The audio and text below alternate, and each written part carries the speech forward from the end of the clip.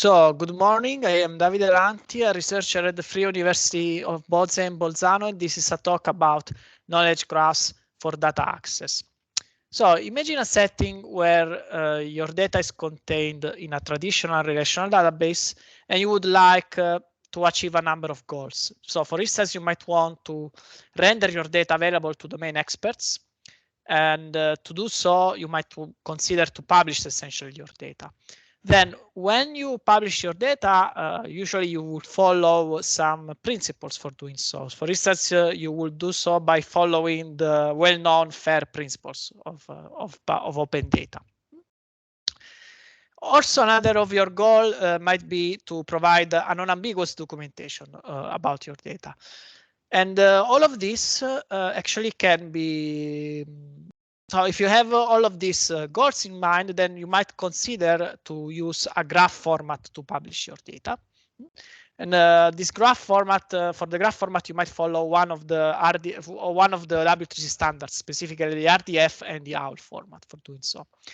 And essentially, knowledge graphs for data access provides a solution to the previous problems. So in the abstract architecture, you have a relational database at the bottom that contains your data. And then here at the middle layer, you have an ontology. This ontology provides a common vocabulary for naming the entities in your database. So essentially, will be the vocabulary used for the published data or for the published graph.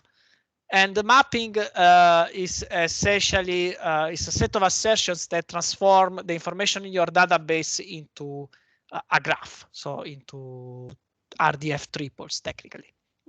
So what you obtain here is a knowledge graph that contains both the data of the database in the graph format and the domain knowledge that is encoded within the ontology. Okay. And once you have such artifact, you can query it via a graph query language such as SparkQL. And then on top, you can build a number of services. For instance, a natural language interface such as one of those that you have seen in the previous talks.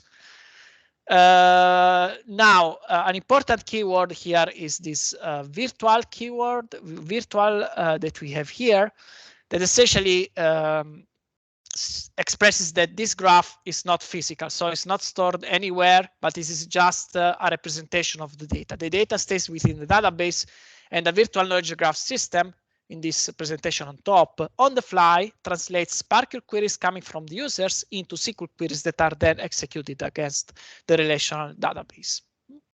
So this kind of architecture not only solves the problems, or not only provides the solutions for the problems we have mentioned in the previous slides, but also allows you to essentially enrich a knowledge graph with domain knowledge that is encoded formally in the ontology, and also to exploit, to use this domain knowledge for essentially reasoning tasks. Okay. So on top, that is the component of INODE realizing all of this is compliant with all the standards of the semantic web and the major relational database systems. And in this demo, essentially, we have two demos.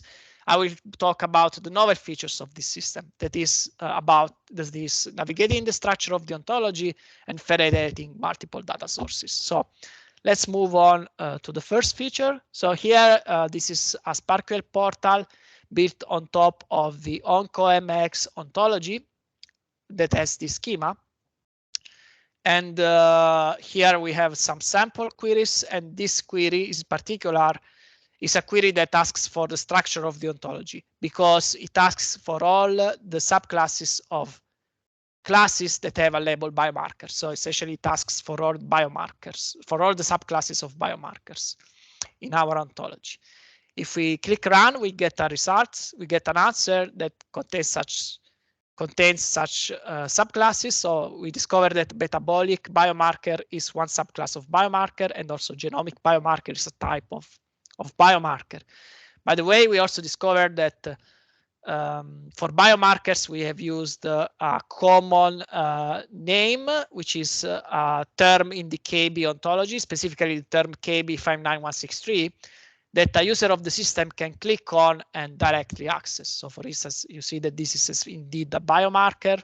And then by using this other resource that is external to your database, just because we have used standardized names for specifying biomarkers, you have access to all of these information that a domain expert can easily navigate and use. You can also query for the structure of the properties. So for instance, here we are asking for all of the properties that have in their domain a biomarker. We discovered that indicate is one of such properties, and we can also ask for the range. So we discovered that the range of the property indicate is this IFO 00548 that we can again click on. And this is a resource within the experimental factor ontology that denotes a disease. Okay, so essentially we discover by navigating the ontology that biomarkers relate to or indicate diseases. Okay. Now, all of this works against one single relational data source, but another feature we worked on is to have to overcome the limitation of the single relational data source. So in principle, you might have that your data spread across different sources that might even not be relational, like in this picture here. And our solution, what we do is that we use an off-the-shelf federation system to wrap all of these sources under a so-called virtual database. Okay, so this is essentially a relational view of these non-relational, possibly non-relational sources, and then we plug on top of this virtual relational database. So essentially, the interaction works as before. So let me show you again in the OncoMX scenario. So in OncoMX, in actuality, there are also tables that are imported by a widely used resource, which is the BGE dataset. Okay, so this is the database about gene expressions in data in animals. And this is the schema of the data that we have imported within OncoMX. But if you want to always access fresh data, you might not want to copy this BGE inside OncoMX, but you might want to have BGE as a separate resource and just then federate OncoMX with BGE. So keeping the two resources separated in this kind of way. So from one side, you have one database that contains BGE, and on the other side, you have only OncoMX. So OncoMX without these tables. And this is what is happening under the hood of this other SPARQL endpoint. And here we have a number of queries that we can answer. So for instance, we can ask for cancer biomarkers for breast cancer. Okay. And you see that we get answers, and the user essentially interacts with the system in the same way as we were interacting before.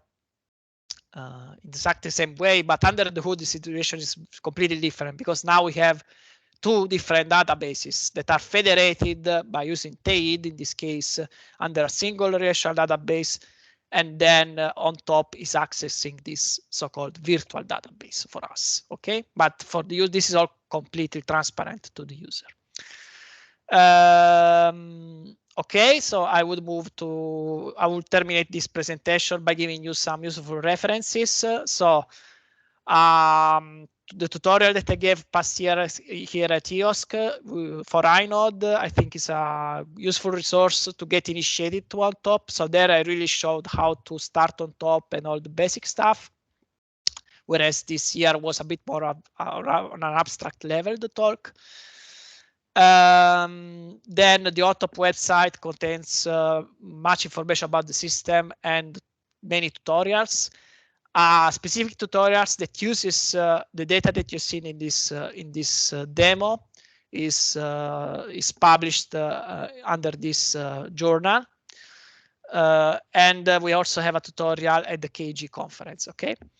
Then for those who are more interested in the technical details of how actually a virtual knowledge graph system works, we have these two publications. So one is a journal, it's the Semantic Web Journal, and the other one is a conference proceedings. And that said, I thank you all for your attention.